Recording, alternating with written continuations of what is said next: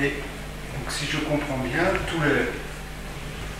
notre éducation, quand on se plaint d'un manque d'amour, on peut imaginer des parents, ou de la mère, ou du père, tout ça c'est une création et un sabotage de notre ego envers nous-mêmes. Est-ce que c'est une illusion? Oui. Voilà, tout ça a été une illusion qu'on s'est racontée. Oui. C'est une alors, illusion, mais qui vous permet de découvrir la vérité de vous-même. oui. C'est une porte d'amour. Le père qui m'a maltraité, la mère qui n'a pas su me donner l'amour, c'est l'expression de la conscience, c'est l'expression de l'amour.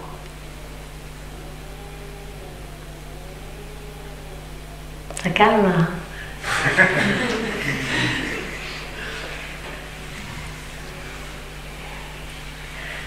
On a tous, il n'y a pas de parent parfait. Chaque parent fait de son mieux avec ses conditionnements, avec ses propres histoires, avec ses propres blessures. Et puis il y a toujours quelqu'un qui a un problème, soit avec le père, la mère, la belle-mère, le beau-père. Et forcément, il y a quand même une invitation. Voilà. Voyez-le comme une invitation, comme votre invitation. C'est dans la faille qu'il y a l'éveil. C'est dans la faille que la perfection se révèle.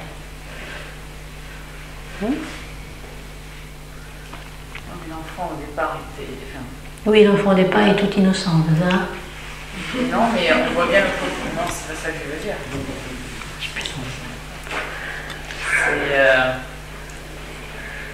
On voit bien le processus que les adultes ou d'autres enfants peuvent faire qui vont humilier, blesser, enfin, je veux dire, ça existe. On peut avoir un enfant qui au départ est très joyeux, qui par diverses situations. Mais ces situations correspondent au courant énergétique, à la carte énergétique de l'enfant, qu'il porte à sa naissance. Donc s'il y a cette joie qui s'éteint, c'est parce que... La joie innée ne s'éteint jamais. Ce dont vous parlez, c'est l'expérience d'être joyeux par rapport à l'expérience d'être triste.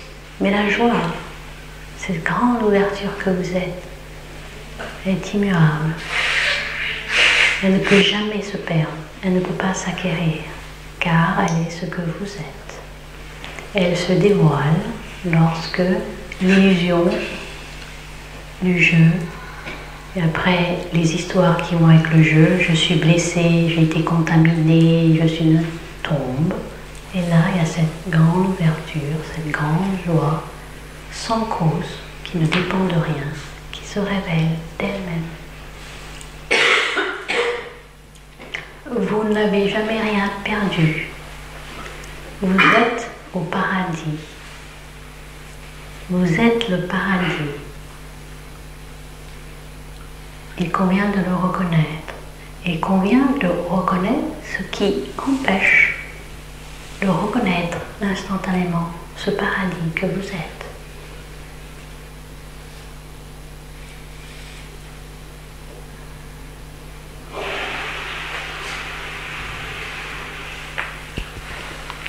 J'arrive pas à mettre un mot parce qu'en fait je parlais d'une situation extérieure. Oui, je sais. Mais je comprends bien que du coup ça doit me renvoyer à mon manque d'amour. Mais du coup, qu'est-ce que je fais cette situation extérieure? Avant, une maman qui stresse son enfant et l'enfant qui stresse. Et moi, qu'est-ce que je peux, sans juger la mère, sans lui dire mais vous êtes en train de faire passer toute votre anxiété à votre enfant là, laissez-le tranquille, sans dire ça. Bon, voilà, c'est ce que quand même je pense là. Comment je... Ne jugez pas. Oui. Première chose, voilà. Vous jugez... Oui, mais voyez aussi l'enfant dans la mère. Voyez aussi l'enfant intérieur dans la mère. Voyez aussi l'ignorance de la mère qui fait ce qu'elle peut. Donc ayez un regard d'amour équitable envers les deux. Et surtout envers vous. Ça c'est très important. Donnez-vous d'abord de l'amour. Recevez l'amour. Vous vous plaignez du manque d'amour. Mais est-ce que vous vous autorisez à recevoir l'amour? Le corps a dit non. Ah ouais? Ah bah oui. Ouais. Non, il y a plein de fois où je reçois, enfin, peut-être pas de façon continuelle, mais il y a plein de situations de réceptivité où... Non, vous verrez que vous recevez, mais vous recevez... Tout le monde dit, moi je veux recevoir l'amour. Tout le monde dit ça. Mais, oui, mais un petit pourcentage. Si on vous donne un océan d'amour, un océan de douceur, vous dites oui. Voilà la réponse. La réponse est donnée. Si la réponse était oui, ouais, tout de suite. Mais là, il n'y a rien. J'essaie de que ça soit pas mental et d'écouter mon corps.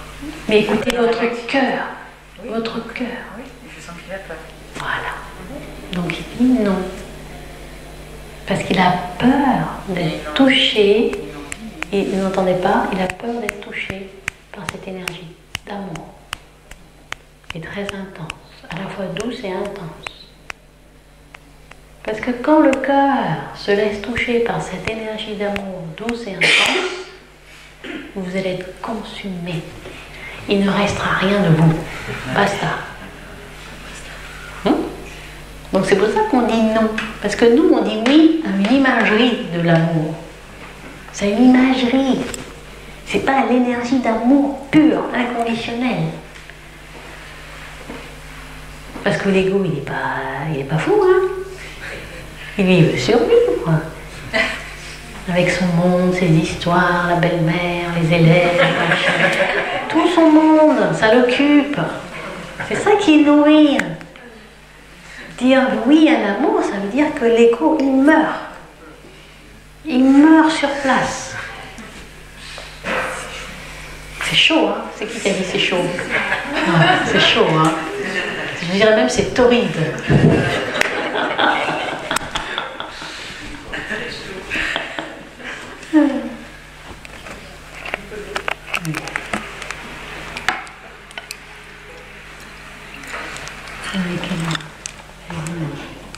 On prend la dernière question.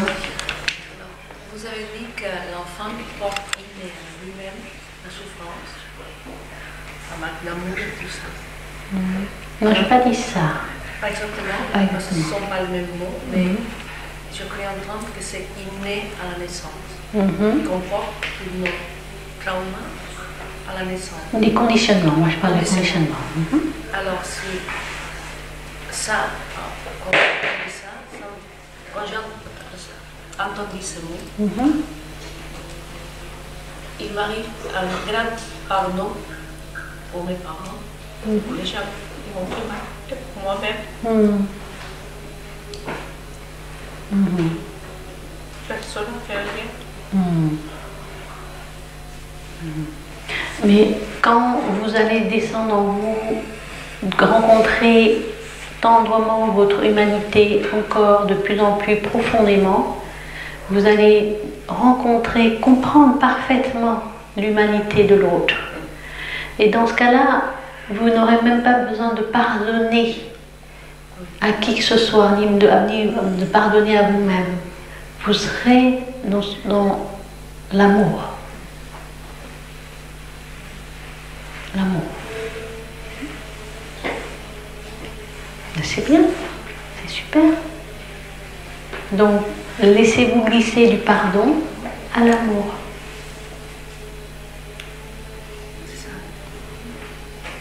Car le baume d'amour est votre maître.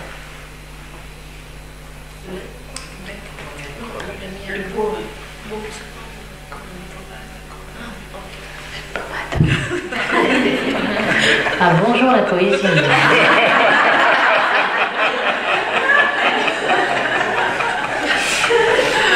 Une petite pommade, quoi.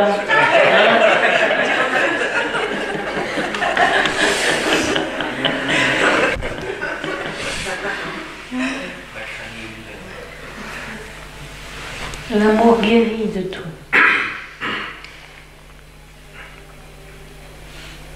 Ce que j'expliquais hier, c'est que la racine de la souffrance est cette saisie égocentrique. Dès qu'il y a saisie égocentrique, il y a coupure, il y a séparation.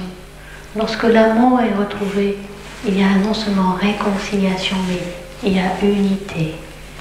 Il y a l'un, et en même temps l'un avec toute sa diversité, sa beauté, sa fraîcheur de vie, se teint dans son immobilité et dans son mouvement éternel. C'est magnifique. Voilà. Et l'invitation de la vie, c'est reconnaître le magnifique en vous, se reconnaître la splendeur en vous. Merci infiniment d'être.